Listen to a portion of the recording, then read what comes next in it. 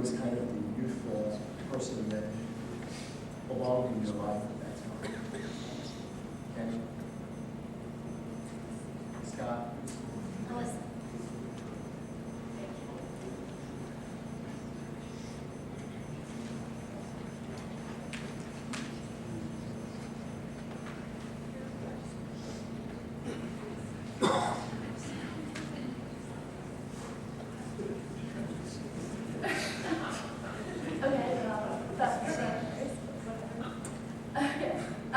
Grandpa, I thought it was weird to give a speech about you to other people, so I decided to say a few things to you directly, because I know you're listening. First off, I miss you like crazy. At dinner the other day, I was waiting for you to roll on in and sit down at the head of the table where you always sat right by my side. Although we loved Grandma, you had the best sense of humor. You always made me and anyone who came in contact with you laugh. That will be the thing I'll miss the most. You always dressed the part too, but you already knew that. I'm so happy to have created so many memories with you that I will have forever. I'll never forget at my tennis matches looking over and seeing you sitting on the side of the court in your polo hat with the biggest smile on your face. I miss going up to you and Grandma after my matches and receiving compliments even though I played like shit. I'm so grateful for all the memories I have of you, but I wish there could have been more. One of my all-time favorites is when you were in the hospital over Christmas, and I was sitting next to you complaining about my lack of flexibility.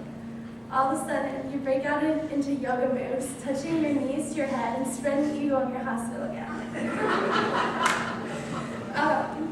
After looking back on it, I think you were trying to impress the nurses by making your 18-year-old granddaughter look pathetic, but that's okay because they were impressed. Then there was a time you asked the hospice nurse for a gin and tonic, and then a booze. Although you may not physically be here with us anymore, I know you're watching over to make sure the family is staying under control and behaving appropriately. I don't want to know what you and Uncle Mark are doing up there, but just remember you're not single and we don't want any little Shapiros running around up in heaven. Love, your favorite granddaughter.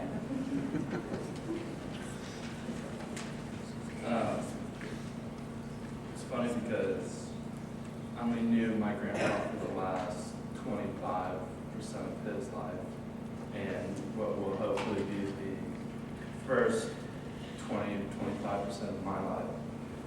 And while I think my interactions with him and my memories with him were really a reflection on his life, they're also going to shape my life. And there's three things that I want to make sure that I do as I get older and start my own family. My grandpa loved food. He loved the chocolate phosphate at, what's that place? Oshkosh. I didn't even know they had a chocolate phosphate. He loved the marshmallow sauce in his ice cream. And he loved going out to eat with our family. And that's something that I've always cherished. And that's something that I hope to continue to appreciate as I get older. My grandpa never missed a match or a game. And I think that's important. I mean, I know my sister and my cousins could look to the side whenever they're playing tennis and see grandpa there. When I was playing baseball or football, I could always look up and see grandma and grandpa in the stands. And I always remember seeing them walk in together. Grandpa would be about 50 yards ahead of grandma. They'd always be there. And I think that's important. Just his constant presence in my life meant a whole lot to me. Another thing that I will never forget about my grandpa is his laugh and his sense of humor. And I think he had one of the most refined sense of humor of anyone that I know. And he went through a lot in his life. I mean, he grew up in an orphanage. He fought in World War II, grew up during the Depression. He lost his son, but he never stopped laughing. And I think as long as you keep laughing and you go to those games and those matches, and you enjoy the little things like the marshmallow sauce in your ice cream or the chocolate phosphate, then I think you're going to lead a fulfilling life. And that's what I've learned from my grandpa, and that's what I hope to do as I enter this chapter of my life without him. And I just want to say thanks to Brian, because you were a huge part of my grandpa's life, and he probably would have been alive for as long as he was if it wasn't for you. So we really appreciate it.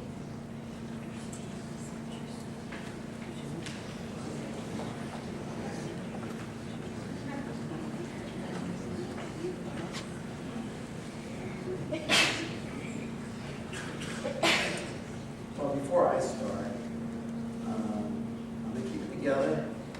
My brother, my dad, he had to celebrate his life. It's sad, but we celebrate. What I've learned about my dad, well, I just want to thank so many people that helped my dad. Sylvia Alabama and her husband, Calvin Amado. Fantastic. Louis Stufra, my dad's doctor. Fantastic. My daughter just mentioned Brian. Couldn't have done without him. He was amazing. He took my dad under his wings.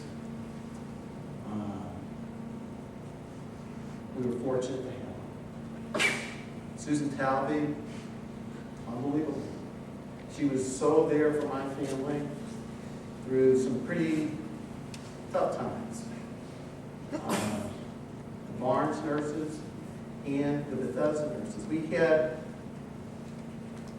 had some issues with some rehab things, but we got them worked out. But those nurses at both places, fantastic. They took care of my dad and were amazing. Ann Renfro, for what she did with my dad when we got to Barnes. It was probably the last time I really had something to eat. Her famous milkshakes. I'll never forget those. Debbie Geyer from the Parkinson's Association, unbelievable. If people can donate to Parkinson's, I highly recommend it. It's a horrible disease. And my dad got probably every worst symptom, or not even symptom, he got hit with a bad case of it. And then all my family and friends, that cards, letters, or whatever, cards, and just everything. I couldn't do it without them. They know who they are. I don't want to name them all because I forget something. So I came up with some remarks, and I hope to get through this without, trying to keep it strong.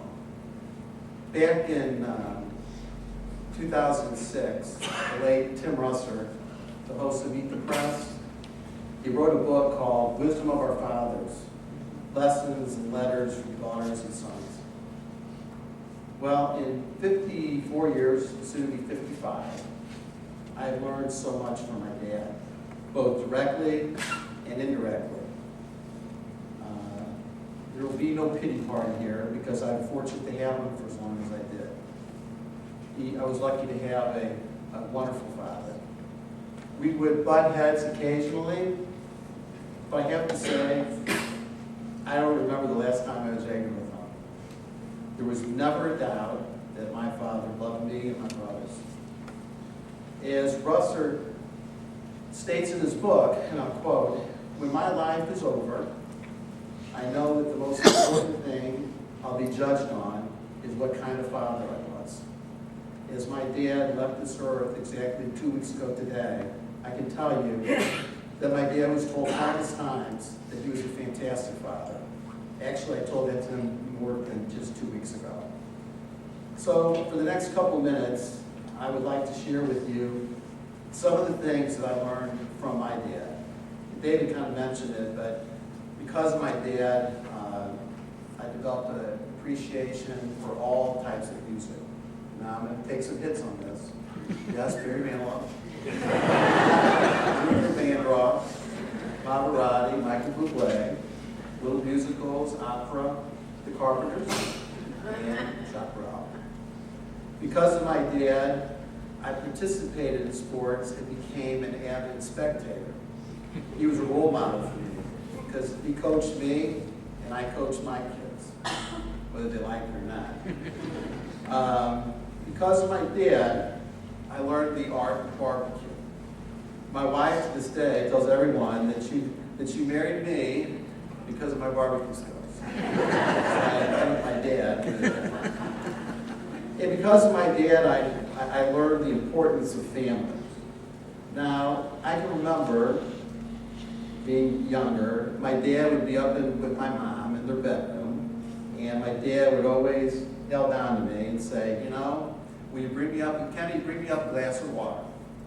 Every night, I had to bring a glass of water to my dad. So there, I think, started my servitude. Over these years, I was always at his beck and call. But what's interesting is that I don't think I'll ever reap the rewards, because I don't think my kids ever gave me a glass of water. Or did anything that I asked them to do. My dad had it pretty good. Because of my dad and mom, I learned about tolerance. My dad was a man of few words when it came to affection, expressing affection. And I learned, I guess later in life, that maybe I don't want to be, I knew that he loved me, don't get me wrong, but he just was in a touchy-feely kind of guy. And later in my life, I think my dad became more expressive. He would say, I love you more. And I give a big assist to my kids because they're always saying, I love you. And Mary's the same way. So my dad actually kind of changed as he, became older. My dad always accepted me for who I was. His love was unconditional. My dad always lectured me about the value of the dollar. My kids have heard about this many times over, that they have to, you really need it. And to this day, whenever I make a purchase, I'm always hearing my dad say, now, do you really need it? And how much did it cost?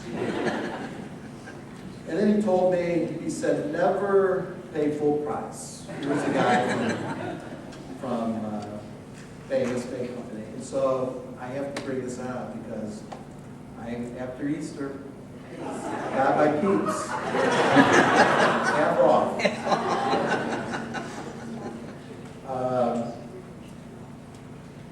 During the last 2 years, I spent a lot of time with my dad.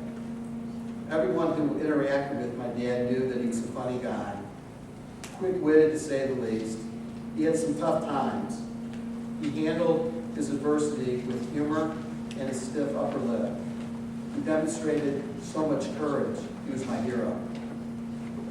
My dad is now in a better place. There are so many things that I will miss about him, but let me mention just two.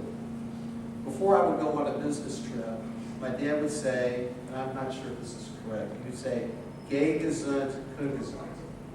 Leave in good health and come back in good health. Every time I would leave, he would say that. I'll miss that a lot. And then the second thing I'll miss is when my dad would come over to the house. He would come into the back door and immediately go into the cupboard of our house and start looking for things to eat. Every time he would grab a thing of Planters dry roasted peanuts, settle into the couch, have something to drink. So now my memory of him is I can now envision my dad in heaven saying to God, "Where's the nosh?" and settle into a chair and watch tennis with Brother Mark. That's what I hope.